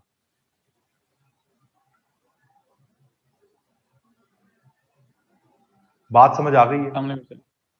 जी वालेकुम सलाम। सर मुझे ये बताइएगा कि आपने जो ये स्टांस लिया है कि no colonial mentality is not, however crisis of good governance is impeding Pakistan progress. अब सर इसके अंदर तो मुख्तलिफ आर्ग्यूमेंट्स के पहलू हो सकते हैं कि मतलब, अब मुझे मेरा जो क्वेश्चन है स्पेसिफिक वो ये है कि क्या हमें ये एक्सप्लेन करने की जरूरत होगी कि कैसे कॉलोनियल मेंटालिटी इम्पीड नहीं कर रही, फिर दूसरा आर्ग्यूमेंट के पहलू ये होगा कि वो किस तरह से इम्प्रूव कर रही है, जिस तरह से अभी आपने का आर्ग्यूमेंट दिया, और तीसरा फिर हम ये बात करेंगे कि पाकिस्तान की इम्पीडिंग के लिए क्या मतलब जो क्राइसिस गवर्नेंस है वो किस तरह से, क्योंकि ये तीन पहलू हो सकते हैं। इसके अलावा हम ये कह सकते हैं कि क्राइसिस और गुड गवर्नेंस या क्राइसिस और good governance is independent of colonial legacy, क्योंकि ये भी एक पहलू मतलब आ सकता है कि एग्जामिनर शायद ये भी सोच रहा हो कि आपको अपने ऐसे को इतना कॉम्प्लेक्स नहीं करना, आपने सिंपल उनको बताना है कि जी कॉलोनियल मेंटालिटी इंपीड नहीं कर रही, क्राइसिस ऑफ गवर्नेंस इंपीड कर रहा है। उसमें आपने अपने ये आर्गुमेंट सारे दे देने कि वो कैसे कर रहा है, ये बताना है कैसे कर रहा है। बाकी किसी भी आपने चीज को डिस्कस नहीं करना। आपने बताना है कि जी नहीं कॉलोनियल मेंटालिटी इसके पीछे नहीं है, आपने सिर्फ ये बताना है कि क्राइसिस ऑफ गवर्नेंस है जिसकी वजह से फेल हुआ। That's it, simple. राइट है, बताने की जरूरत नहीं, बहुत कॉम्प्लेक्स हो जाएगी चीजें। अच्छा, अब हम आगे दूसरे पॉइंट पे चलते हैं। ये आपका पहला पॉइंट था कि जहां स्टेटमेंट आ जाए उसको निगेट नहीं करना, जहां सवाल आ जाए उसको निगेट किया जा सकता है, उसके अगेंस्ट आ जा सकता है, सवालिया निशान जहां पे आ जाए।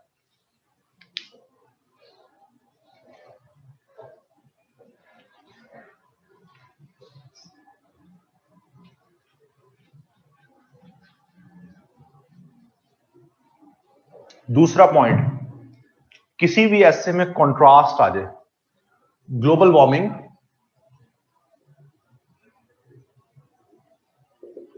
अ myth or a reality, contrast. ये मैं बड़ी एक सीधी सी एग्जांपल से आपको समझाता हूं। मैं आप लोगों को दो ऑप्शंस देता हूं कि मेरे पास एक ब्लैक मार्कर है और एक ब्लू मार्कर है, इनमें से मुझसे एक मार्कर ले लें। मैं आपको ऑप्शन दे रहा हूं कि मेरे पास ब्लैक और ब्लू मार्कर है, इन ये ले लें या ये ले लें, तो आप क्या मुझे ये कह सकते हैं कि मुझे दोनों दे दें?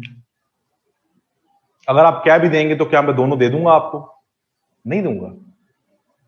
आपको ऑप्शन ही एक की दे रहा हूं। इंसानी अकल क्या कहती है कि मैं जब आपको ऑप्शन ये दे रहा हूं, ये या ये, तो आप क्या कह सकते हैं थोड़ा ये या ज्यादा ये या दोनों मुझे दे दें? नहीं ना। इसी तरह से आप लोग ब्लंडर्स करते हैं जब एग्जामिनर आपसे पूछ रहा होता है कि अ myth or a reality, global warming myth है या रियलिटी है। आप लोग कहते हैं जी ये मिथ भी है ये रियलिटी भी है, या ये थोड़ी मिथ है ज्यादा रियलिटी है, या ये ज्यादा मिथ है थोड़ी रियलिटी है। करते हैं ना आप लोग ये। यहां एग्जामिनर आपको फेल करता है। एग्जामिनर आपसे एक्सपेक्ट कर रहा है कि सिर्फ एक स्टांस को लें, दूसरे को भूल जाएं। आप लोग सारे समझते हैं कि ग्लोबल वार्मिंग एक रियलिटी है, मिथ को भूल जाए, मिथ का जिक्र ही नहीं करना बस। अब आप बताएंगे कि ग्लोबल वार्मिंग कैसे रियलिटी है। अगर एग्जामिनर आपसे एक्सपेक्ट कर रहा होता ना कि आप मिथ के ऊपर भी थोड़ा बहुत लिखें, तो वो सिंपल इस ऐसे को एक वर्ड के को चेंज करके वो यहां पे लिख देता, global warming a myth and a reality. अब लिखें, मिथ पे भी लिखें, रियलिटी पे भी लिखें। वो आपसे पूछ रहा है कि ग्लोबल वार्मिंग मिथ है या रियलिटी है, और अ रियलिटी। एक चीज, उसकी मिसाल मैंने आपको भी ये मार्कर वाली मिसाल से समझाई ताकि आपको समझ आ जाए बात। मेरे दोस्त, 2-3 दोस्तों को मैं जानता हूं, पर्सनली जानता हूं, जो ये ब्लंडर करके आए और फेल हुए। एक स्टांस, दूसरे को भूल जाएं, दूसरे को छेड़ना भी नहीं है। अगर एग्जामिनर ये एक्सपेक्ट कर रहा होता कि आप दूसरे पे भी थोड़ा बहुत लिखें, कुछ लिखें, तो वो आपको जरूर ये कहता, global warming a myth and a reality. Myth पे भी लिखें, रियलिटी पे भी लिखें, या global warming and exaggerated reality. Reality जरूर है लेकिन ऐसी बढ़ा चढ़ा दिया है जिसमें मिथ का भी फैक्टर है, तो फिर आप मिथ भी लिखें, रियलिटी भी लिखें। जब एग्जामिनर आपसे ये कह रहा है अ myth or a reality, contrast, एक स्टांस लेना है। समझ आ गई है? ये दो बड़े इंपॉर्टेंट पॉइंट्स है जहां पर स्टूडेंट्स ब्लंडर करते हैं और ऐसे अपना फेल करवाते हैं। यहां पर किसी का कोई क्वेश्चन है, कोई कंफ्यूजन है तो पूछें। आपको मिथ पॉइंट के अगेंस्ट लिखना ही नहीं है, मैं बार बार कह रहा हूं, आपने भूल जाना है मिथ को। मिथ का भी कोई फैक्टर है, ठीक है? समझ आ गई है?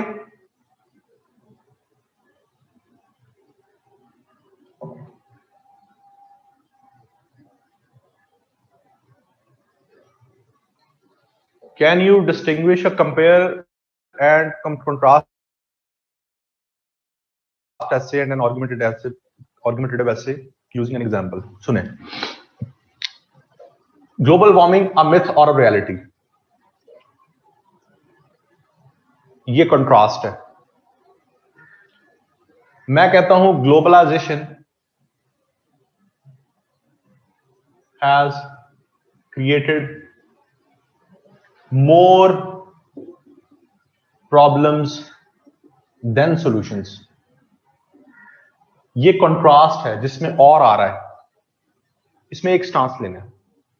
यहां कंपैरिजन है, has created more problems than solution, more than comparison. Comparison में आप प्रॉब्लम्स को भी एक्सप्लेन करेंगे, सॉल्यूशंस को भी एक्सप्लेन करेंगे, क्योंकि कंपैरिजन हमेशा एटलीस्ट दो चीजों का होता है। कंपैरिजन ऐसे फेल पता क्यों होता है? क्योंकि आप स्टेटमेंट को इंटरप्रेट नहीं कर पाते सही। Interpretation of the statement is very important. अगर आप ऐसे पास करना चाहते हैं, इंटरप्रेट करें। ये बात नहीं है, कोई हरफ आखिर चीज नहीं है कि ऐसे में स्टांस एक लेना, दो लेने। ऐसे की स्टेटमेंट जो है मैटर करती है। इस ऐसे की स्टेटमेंट में आपने एक स्टांस लेना है, क्योंकि एग्जामिनर पूछ रहा है ग्लोबल वार्मिंग मिथ है या रियलिटी है, एक स्टांस लेना है। यहां वो कह रहा है कि ग्लोबलाइजेशन ने मसाइल ज्यादा खड़े किए हैं सॉल्यूशंस की निस्बत, तो फिर मसाइल को ज्यादा एक्सप्लेन करना है, सॉल्यूशंस को कम करना है। इंटरप्रिटेशन बहुत इंपॉर्टेंट है स्टेटमेंट्स की।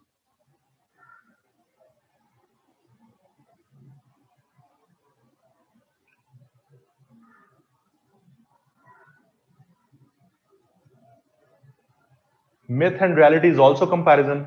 मुझे जस्टिफाई करें कैसे कंपैरिजन है ये। कंपैरिजन तब हो, ठीक है, ग्लोबल वार्मिंग, अगर ये हो कि global warming a more myth than a reality, तब कंपैरिजन हो। वो कह रहा है ग्लोबल वार्मिंग मिथ है या रियलिटी है। अंग्रेजी में और की क्या इंग्लिश होती है, उर्दू क्या होती है? और का मतलब क्या है? ये चीज या ये चीज। कंपैरिजन कहां से आ गया? वो पूछ रहा है कि global warming, climate change myth है या रियलिटी है। मैं आपसे पूछता हूं कि मिथ है या रियलिटी है, इनमें से एक चीज बताएं। ये कंपैरिजन है। अगर मैं आपसे पूछता हूं ग्लोबल वार्मिंग ज्यादा रियलिटी है थोड़ी मिथ है, ये कंपैरिजन है। It's all about common sense. एक स्टेटमेंट में कोई चीज हरफे आखिर ऐसे में नहीं है कि आपको एक टीचर कह दे कि कोई स्टेटमेंट आज उसमें एक स्टांस लेना है या 2 लेने हैं या 4 लेने हैं। नहीं, स्टेटमेंट की इंटरप्रिटेशन बहुत इंपॉर्टेंट है। यही चीज मैं आपको आगे जाकर सिखाऊं।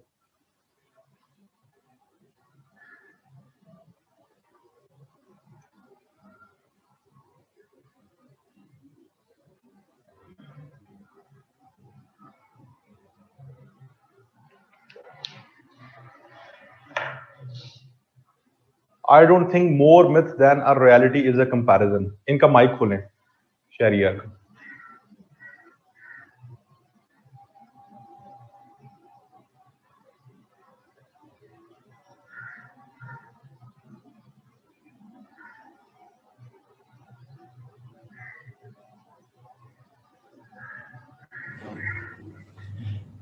जी सर, मैं कह रहा हूँ कि कंपैरिजन लग नहीं रहा, क्योंकि क्वेश्चन ने एक पोजीशन ली है ना कि ये एक मैथ है और रियलिटी नहीं है, तो हमने इस बात के हक में लिखने प्रूव करने अपनी पोजीशन कि ये है एक रियलिटी। मैं सिर्फ आप लोगों को ये कह रहा हूं, मेरी बार बार बात सुने, माइक ऑफ कर देंगे। एक बहुत जनरल सी बात है जिसपे आप लोग कंफ्यूज हो रहे हैं, बहुत जनरल सी बात है। मेरी बात को गौर से सुने। मैंने इसीलिए आपको बहुत आसान सी एग्जांपल दी। एक कॉमन सेंस इंसानी अकल क्या कहती है कि अगर मैं आपको 2 मार्कर्स में से कह रहा हूं, मैं 2 मार्कर में से आपको कह रहा हूं कि ये चाहिए या ये चाहिए, तो मैं इसका क्या मतलब कंपैरिजन कर रहा हूं? मेरी बात गौर से सुननी है। अब आप भूल जाए, सारे क्वेश्चन छोड़ दें, मेरी बात को गौर से सुने। मैं आपसे ये पूछ रहा हूं कि आपको मार्कर जो है वो ये चाहिए या ये चाहिए, तो क्या मैं ये कंपैरिजन कर रहा हूं इन दोनों का? मुझे इसका जवाब दें। ये कंपैरिजन है इन दोनों का? ये कॉन्ट्रास्ट है, जिसमें से आपको इनमें से एक मार्कर चूज करना होगा। इतनी बात समझ आई? कंपैरिजन क्या होगा? कंपैरिजन होगा कि ग्रीन मार्कर ब्लैक मार्कर से ज्यादा अच्छा है। यह कंपैरिजन है। ग्रीन मार्कर ब्लैक मार्कर से ज्यादा अच्छा लिखता है। This is comparison. This is not comparison कि अगर मैं आपको कहूं कि मुझसे ये मार्कर चाहिए आपको या ये चाहिए, दिस इज नॉट कंपैरिजन। तो ग्लोबल वार्मिंग मिथ है या रियलिटी है? आगे क्वेश्चन मार्क है, आपसे पूछ रहा है कि ग्लोबल वार्मिंग मिथ है या रियलिटी है, तो ये कंपैरिजन है। ये कंपैरिजन नहीं है। आपको एक चीज बतानी है कि ये मिथ है, या आपको बताना है कि ये रियलिटी है। बात खत्म हो गई ना? बात खत्म। अगर मैं आपको कहूं कि ग्लोबल वार्मिंग ज्यादा रियलिटी है थोड़ी मिथ है, ये कंपैरिजन है मिथ और रियलिटी का।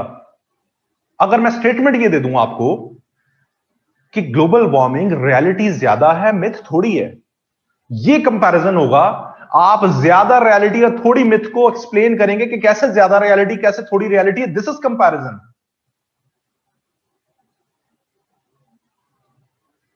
अब बात समझ आई या अब भी कोई नहीं आई?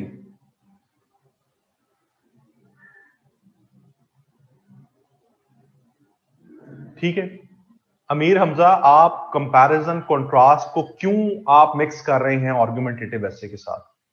आर्गुमेंटेटिव एसे की बिल्कुल डिफरेंट डोमेन है। If life gives you lemon make lemonade, ये आर्गुमेंटेटिव एसे है। Great Nations win without fighting, ये आर्गुमेंटेटिव एसे है।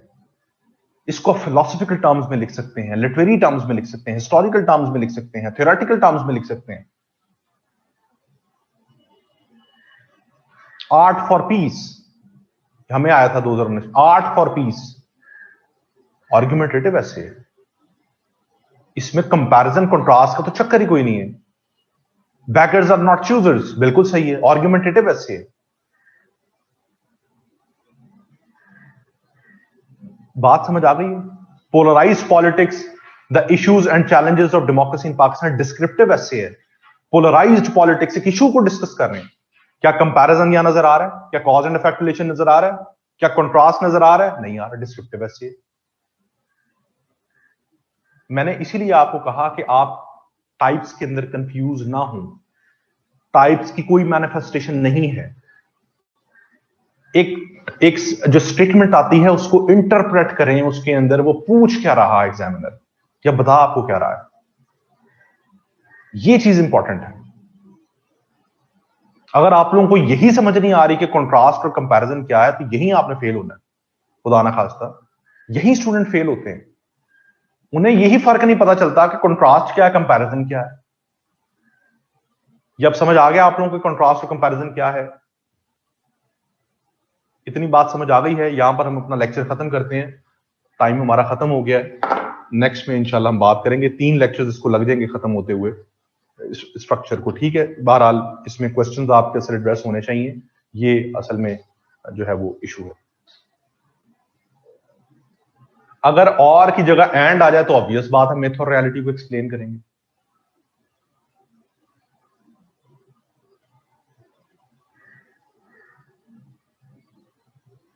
सवाल बड़ा इंटरेस्टिंग है। वो कहते हैं सब तो क्लियर हो गया, आप मुस्कुराते भी हैं या नहीं? मेरी शक्ल ही ऐसी है जी, मैं नहीं मुस्कुराता, शक्ल ही ऐसी सड़ी हुई है मेरी, ठीक है। मेरे जी 6 लेक्चर्स हैं आप लोगों के साथ। पहले 3 लेक्चर्स में मैं स्ट्रक्चर पढ़ाऊंगा। नॉर्मली 2 लेक्चर्स में खत्म हो जाता है, लेकिन ये डिपेंड करता है कि हमारी जो वो है, डिपेंड करता है ये कि स्टूडेंट्स के क्वेश्चंस के ऊपर, डिस्कशंस के ऊपर, फिर वो 3 लेक्चर्स पे भी चले जाता है। मेरी क्लास 10:45 तक है, नहीं 10, मेरी 10:45 तक क्लास है। 10:30 तो मेरी नेक्स्ट क्लास शुरू होनी है। 10:30 है ना मेरी next class.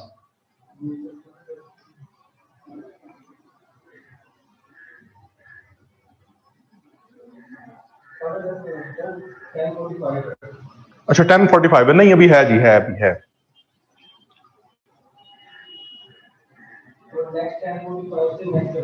9 AM to 10:45 AM Saturday, ठीक है ठीक है।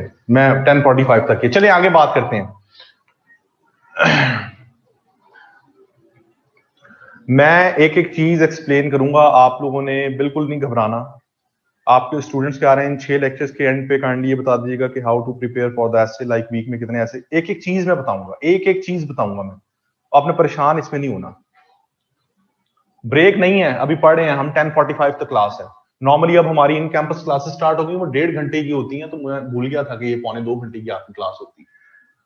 अच्छा जी, आगे हम बात करते हैं इवैल्यूएशन क्राइटेरिया के ऊपर।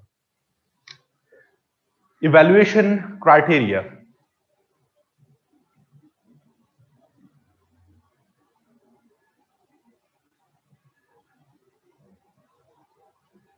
मैंने अहमद अभी थोड़ी देर पहले आपको जवाब दिया आपके सवाल का कि जब और की बजाय एंड आ जाए तो फिर दोनों बातें डिस्कस करेंगे। अच्छा छोड़ दें, अब सारी चीजें भूल जाएं, अब सारी चीजें भूल जाएं। जब मैं आगे आपको जाकर एसेस पढ़ाऊंगा, उनकी इंटरप्रिटेशन पढ़ाऊंगा, आपको एक एक चीज समझ आ जाएगी, एक एक चीज समझ आ जाएगी। परेशान नहीं होना आप लोगों ने, एक एक चीज समझ आ जाएगी आगे। इवैल्यूएशन क्राइटेरिया, अब भूल जाए इन चीजों को, किसी किस्म की कंफ्यूजन नहीं रहेगी आगे जब हम आगे जाकर पढ़ेंगे, ठीक है। महानूर मैं आपको बताऊंगा मटेरियल वगैरह का, एक एक चीज बताऊंगा, थोड़ा सा जरा वेट करें। मैं पहले स्ट्रक्चर पढ़ते हैं, एक एक चीज एड्रेस होगी। मैंने आपको कहा जिस दिन स्ट्रक्चर हमारा खत्म होगा मुझे फिर बताइएगा कि आपका कोई क्वेश्चन रहा या नहीं रहा। कोई क्वेश्चन नहीं रहेगा, मैं गारंटी करता हूं। मैं रोज पढ़ाता हूं ऐसे, ठीक है, मैं रोज मुख्तलिफ सेशंस को पढ़ाता हूं। जब मैं आपको ये कह रहा हूं कि आपका एक एक सवाल को मैं एड्रेस करके जाऊंगा, तो फिर तसल्ली रखें आप लोग। इवैल्यूएशन क्राइटेरिया, ये मैंने नाम, ये मैंने खुद इस चीज को दिया जो मैं आपको एक्सप्लेन करने जा रहा हूं। ये मैं आपको अपना पर्सनल एक्सपीरियंस बताने जा रहा हूं कि सीएसएस का एसए किन चीजों पे पास या फेल होता है। एग्जामिनर आपके एसए के अंदर क्या क्या चीजें देख रहा है, एग्जामिनर क्या चीज आपके एसए के अंदर देखता है, वो मैं फैक्टर्स लिखने जा रहा हूं। ये मैंने अपना ऐसे जगह जगह एवेल्युएट करवा के, फिर 2 दफा सीएसएस में अपीयर हुआ, सीएसएस में ऐसे पास था, फिर जगह जगह मैंने बहुत से टीचर से एवेल्युएट करवाया, अब मैं खुद भी एवेल्युएट करता हूं। तो मैंने उस बेस के ऊपर एक एनालिसिस किया कि एग्जामिनर किस बेस पे आपका ऐसे पास या फेल करता है। वो 3 फैक्टर्स हैं। Number 1 grammar, number 2 coherence, number 3 relevance. ये 3 एस्पेक्ट्स पे अगर आप काम कर लें, आपका ऐसे फेल हो नहीं सकता। ये मैं मानने को तैयार नहीं हूं कि आपका ऐसे फेल हो जाए। अभी जस्टिफाई करता हूं कैसे। सिर्फ ये 3 चीजें अगर आपके ऐसे में स्ट्रांग हैं, आपका ऐसे फेल हो ही नहीं सकता, हो ही नहीं सकता। और अगर इन तीनों में से एक चीज भी थोड़ी सी भी लैग कर रही है तो आपका ऐसे पास नहीं हो सकता। ये भी लिख लें। अभी जस्टिफाई करूंगा कैसे। Number 1 grammar. ग्रामर का मतलब अंग्रेजी जबान के बेसिक रूल्स एंड रेगुलेशंस की application. Grammar means correct grammar, not complex grammar. ये एक बहुत बड़ी मिसकंसेप्शन है। आप लोग जब सीएसएस की तैयारी शुरू करते हैं, आपको बताया जाता है पता नहीं कितनी मुश्किल अंग्रेजी चाहिए सीएसएस के लिए, और सबसे पहला काम पता आप लोग क्या करते हैं, आप लोग को डॉन पे लगा दिया जाता है। डॉन पढ़ें, डॉन में से मुश्किल अल्फाज निकाल लें। आप एक रजिस्टर लेते हैं, डॉन पढ़ते हैं, डॉन में से जितने मुश्किल अल्फाज जो आपने कभी जिंदगी में नहीं सुने होते वो निकालते हैं। वो निकाल कर रजिस्टर पे लिखते हैं, उनके बड़े प्यार से आगे मीनिंग्स लिखते हैं, अपना एक वोकैबुलरी बैंक बनाते हैं। करते हैं ऐसी करते हैं ना आप लोग। और उसके बाद आप लोग वो मुश्किल अल्फाज जब आप निकाल लेते हैं, फिर आप अपनी राइटिंग शुरू करते हैं।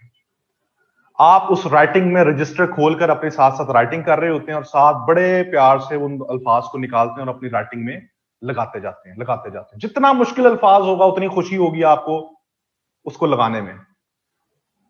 ऐसे ही होता है। और आप उन मुश्किल अल्फाज को अपनी राइटिंग में लगाकर आखिर में जब आप अपना लिखते हैं तो उसके बाद आपको अपने आप पे रश्क होता है कि वाह, मैं भी डॉन की तरह लिखना शुरू हो गया हूं। वहां पर आप फेल होते हैं, आप। वो आपको फेलियर की तरफ चीज लेके जाती है। क्यों? क्योंकि आपको नहीं पता होता कि उस वर्ड का बैकग्राउंड क्या है, उस वर्ड की कॉनोटेशन क्या है, उस वर्ड का स्पेसिफिक मीनिंग क्या है और वो कैसे उसने इस्तेमाल किया। नहीं, आपको लगा ये अल्फाज, इस वर्ड का ये मीनिंग है, इसको यहां ठोक दो। आपने लगा दिया, आप खुश हो गए। एग्जामिनर ने आपको उधर ही पकड़ लिया कि इसको कोई नहीं पता पुता, इसने क्या किया है, इसने वहां से अखबार से उठाकर वर्ड्स डाले हुए, इसे अंग्रेजी जबान का पता ही नहीं है। आप लोगों के दिमाग में सबसे बड़ी मिसपरसेप्शन ये है कि मुश्किल वोकैबुलरी को इस्तेमाल करते हुए हम अब बड़ी अच्छी अंग्रेजी लिख लेंगे। ये सबसे बड़ी मिसकंसेप्शन है। इंग्लिश लैंग्वेज को अगर बेहतर करना है तो ग्रामर पे काम करें, सेंटेंस स्ट्रक्चर पे काम करें। मुश्किल वोकैबुलरी से कभी अंग्रेजी अच्छी नहीं होती। तो ग्रामर का मतलब correct grammar, not complex grammar. जितना सादा बात कर सकते हैं, सादा अल्फाज में बात कर सकते हैं, सिंपल वर्ड्स में अपनी बात को कन्वे कर सकते हैं, उतना करें। आप खुद सोचें कि आपने एक सेंटेंस में 4 बड़े मुश्किल वोकैबुलरी के वर्ड्स लिख दिए। अब एग्जामिनर को समझ नहीं आ रही है बात क्या करना चाह रहे हैं, वो तो आपकी थॉट्स देखना चाह रहा है कि आप क्या कर रहे हैं। आपकी थॉट्स इतनी मुश्किल है, वो समझ नहीं पा रहा, वो इरिटेट हो रहा है इस चीजों से, तो वो आपको फेल कर देगा। ठीक है। दूसरी चीज है कोहेरेंस।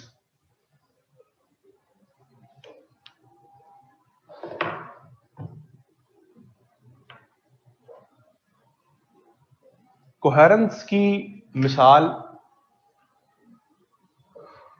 कोहेरेंस कहते हैं आपकी बात के अंदर तसलसल और आपकी बात के अंदर एक फ्लो, आपकी बात में कंसिस्टेंसी। आप जो बात कर रहे हैं वो एक फ्लो के साथ, एक तसलसल के साथ कर रहे हूं। अगर मैं यहां लेक्चर में, इंग्लिश एसे के लेक्चर में आते ही, इंग्लिश लेक्चर का स्ट्रक्चर शुरू करते ही आगे इस्लामियात की आयात आपको पढ़ाना शुरू कर दूं, उसके बाद मैं आपको 1-2 मैथमेटिक्स के क्वेश्चन करवाना शुरू कर दूं, फिर मैं आपको एक लेक्चर करंट अफेयर्स पे दे दूं, उस 1.5 घंटे में आपको समझ नहीं आएगी कि चल क्या रहा है लेक्चर के अंदर। लेक्चर तो इंग्लिश एसे का था, पढ़ना तो हमने इंग्लिश एसे का स्ट्रक्चर था। ये स्ट्रक्चर जैसे ही शुरू हुआ है तो साथ अंदर इस्लामियत की आयात आ गई, आयात से हम मोल्ड करके मैथमेटिक्स के क्वेश्चन आ गए, वहां से फिर current affairs. This is called lack of coherence. यही आप लोग गलती करते हैं। आप स्टार्ट करते हैं अपने टॉपिक को लिखना पाकिस्तान के मौशी मसाइल। आप कहते हैं जी पाकिस्तान के मौशी मसाइल जो है, पाकिस्तान एक बड़े संगीन मौशी बुरहान से गुजर रहा है, ये मौशी बुरहान पाकिस्तान के सोशो इकोनॉमिक पॉलिटिकल स्फीयर्स को खराब कर रहा है। असूल क्या है कि उस मौशी बुरहान के बारे में, बहरान के बारे में लिखें, आप उन इकोनॉमिक चैलेंजेस को अगर डिस्कस करें। आप साथ ही 2 लाइंस के बाद शिफ्ट कर जाते हैं, इकोनॉमी की सिग्निफिकेंस लिखना शुरू कर देते हैं। जी इकोनॉमी की डेफिनेशन ये है, इकोनॉमी तो बहुत अच्छी चीज होती है, किसी मुल्क की अगर इकोनॉमी अच्छी हो तो वो मुल्क बड़ा तरक्की करता है। एक इकोनॉमी के अंदर एग्रीकल्चर सेक्टर होता है, डोमेस्टिक इंडस्ट्रियल सेक्टर होता है, सर्विस सेक्टर होता है। This is called lack of coherence. बात तो आपने शुरू की थी पाकिस्तान के मौशी मसाइल से, अभी 2 लाइंस में आपने 2 सेंटेंसेस में बात मौशी मसाइल से शुरू की, आगे आपने आके इकोनॉमी के तारीफों के पुल बांधना शुरू कर दिए। ये 99% लोग गलती करते हैं। This is called lack of coherence. आपकी बात में फ्लो नहीं रहता, इसका मतलब आप एग्जामिनर को अपनी बात कन्वे नहीं कर पा रहे, आपकी थॉट्स में कंफ्यूजन है, आप कंफ्यूज थॉट्स के साथ बात कर रहे हैं, एग्जामिनर आपकी बात नहीं समझ पा रहा।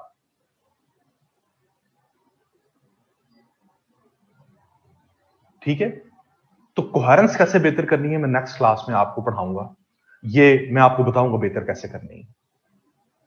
तीसरा है रेलेवेंस। रेलेवेंस का मतलब जो आपसे पूछा जा रहा है कि आप वो बता भी रहे हैं नहीं। ऐसे आ गया inflation and common man in Pakistan. Inflation and common man in Pakistan. Pakistan में महंगाई और आम आदमी, inflation and common man in Pakistan. आपने ऐसे लिखना शुरू किया, पता चला इन्फ्लेशन पे पूरे का पूरा ऐसे लिख दिया, कॉमन मैन का जिक्र ही नहीं, आम आदमी का जिक्र ही नहीं, पूरे का पूरा ऐसे इन्फ्लेशन पे। ऐसे का एक important component main common man, उस पर बात ही नहीं की आपने। This is called irrelevance. आपसे जो एग्जामिनर पूछ रहा है उसको आप बता ही नहीं रहे। अब आप मुझे खुद बताएं, आपकी ग्रामर बहुत अच्छी है, बड़ी अच्छी अंग्रेजी लिख रहे हैं, बात के अंदर तसलसल भी है, कोहेरेंस भी है, लेकिन एग्जामिनर पूछ कुछ रहा है, उसे आप बता कुछ रहे हैं, तो वो पास कैसे करेगा? रेलेवेंस नहीं लिख रहे। ग्रामर भी बहुत अच्छी है, बड़ा अच्छा अंग्रेजी का एक्सप्रेशन है, रेलेवेंट भी है, लेकिन अंदर जो आप आर्ग्यूमेंट्स दे रहे हैं उनमें कंफ्यूज्ड है, कोहेरेंस नहीं है, तो कैसे पास करेगा? उस बात ही समझ नहीं पा रहा आप कि क्या कहना चाह रहे हैं। कोहेरेंस भी है, रेलेवेंस भी है, ग्रामर ने ठीक, जहां इज एम आर आना वॉज वर लगा रहे हैं, हैड लगा रहे हैं, हैज की जगह हैव लगा रहे हैं, हैव की जगह हैड लगा रहे हैं, ईएस की जगह एस लगा दिया, एस की जगह ईएस लगा दिया, स्पेलिंग गलत कर दिए, पंक्चुएशन ठीक नहीं लगाई, प्रपोजिशन ठीक नहीं लगाई, आर्टिकल्स का इस्तेमाल गलत किया, जहां आईएमएफ के साथ हमेशा दी आता है, यूएन के साथ हमेशा दी आता है, यूनाइटेड स्टेट्स के साथ हमेशा दी आता है, दी उड़ा दिया, तो कैसे पास करेगा? अंग्रेजी के पेपर में अंग्रेजी ठीक नहीं लिख रहे, तो बेसिक एलिजिबिलिटी क्राइटेरिया पे आप पूरा नहीं उतर रहे। तो इन 3 चीजों पे काम करने आपका इससे फेल नहीं हो सकता, हो ही नहीं सकता। ठीक है जी, तो यहां पर हम अपना लेक्चर खत्म करते हैं। नेक्स्ट लेक्चर में मैं आपको स्ट्रक्चर ऑफ पैराग्राफ पढ़ाऊंगा, जिसकी सिग्निफिकेंस तब बताऊंगा मैं आपको। यहां पे कोई क्वेश्चन है तो पूछने, अदरवाइज इसको वाइंड अप कर रहा हूं मैं।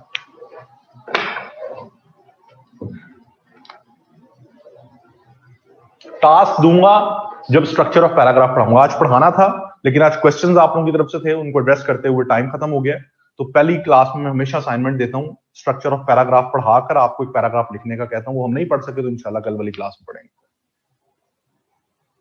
ग्रामर प्रैक्टिस के लिए जिनकी बहुत ज्यादा कमजोर है ग्रामर, वो टू दी पॉइंट ले लें बीए की, और जिनकी थोड़ी बेहतर है वो रिवीजन करना चाहते हैं वो ब्रेनन मार्टिन ले लें। चलें, इंशाल्लाह कल मुलाकात होगी।